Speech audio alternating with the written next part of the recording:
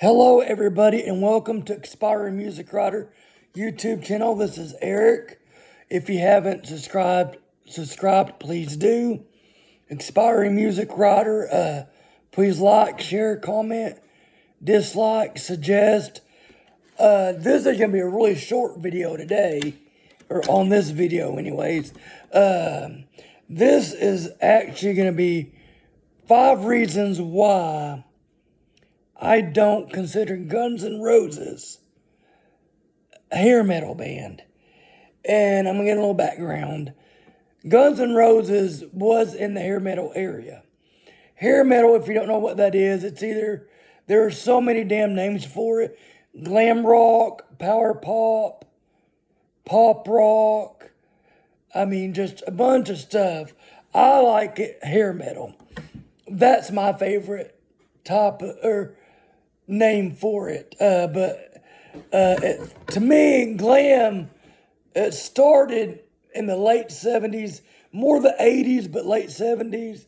Of course, you got Poison, Rat, Motley Crue, Bon Jovi, and so many more hair metal bands.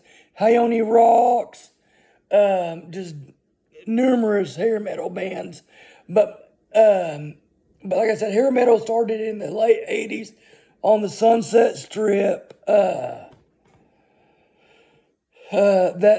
they came from everywhere, but that's where it started, is in little bars on Sunset Strip. The Troubadour, the Rainbow, the Whiskey A Go Go.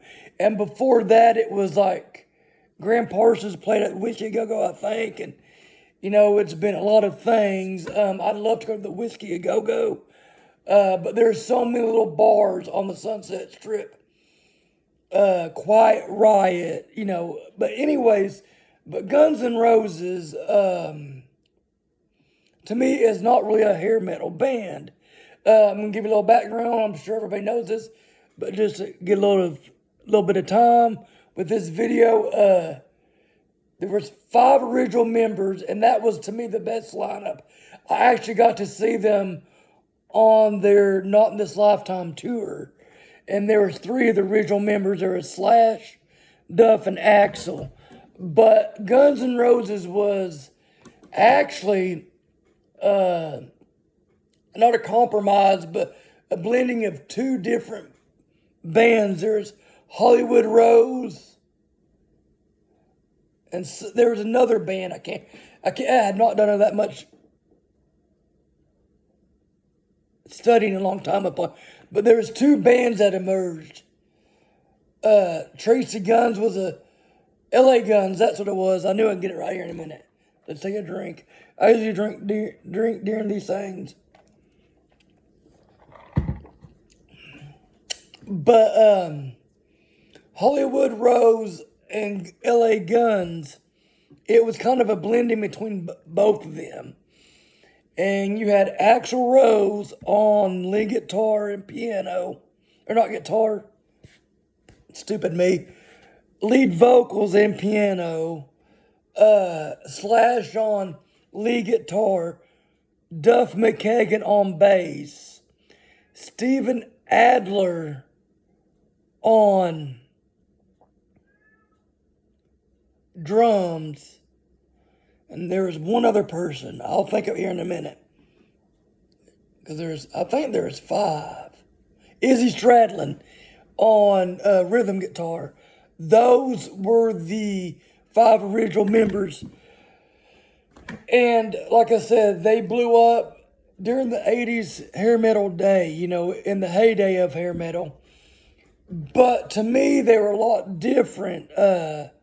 One reason is their songs weren't cheesy. And what I don't mean by cheesy, but they weren't like there was substance to them. They were a very hard partying band. And, at that time, I think every band on the Sunset Strip was just trying to come up with the catchiest and cheesiest things that would sell, which were great. Don't get me wrong, I'm not saying that. But like a lot of the songs were catchy, and theirs weren't, or not catchy, but cheesy. You know, there was substance to it, and they meant something. There's a deeper meaning. Number two reason why I don't think I consider them a heavy metal band is they didn't wear a lot of makeup. I don't think they hardly wore any, and they didn't have the teased hair. Every band had teased hair makeup back in the day, in the heyday. Poison, Quiet Riot, Rat, all that stuff. I mean, they looked like women,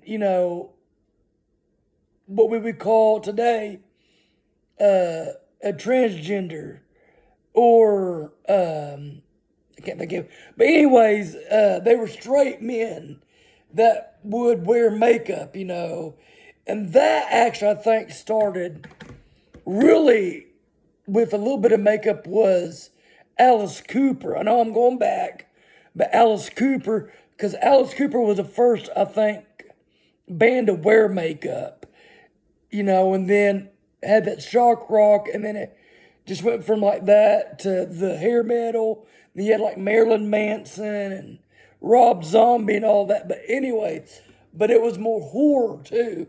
There's a lot of horror influence in shock rock, not in hair metal. They didn't wear spandex. They wore whatever they could find. I mean, literally. The infamous story about Slash stealing the top hat from a store, out in Hollywood. They just wore jeans and t-shirt, I'm sure until they got they had money to buy their stuff. But in the early days, they didn't wear costumes and spandex and the outfits and stuff, It was just regular guys. Number four, their music wasn't power pop. It wasn't, to me, hair metal music.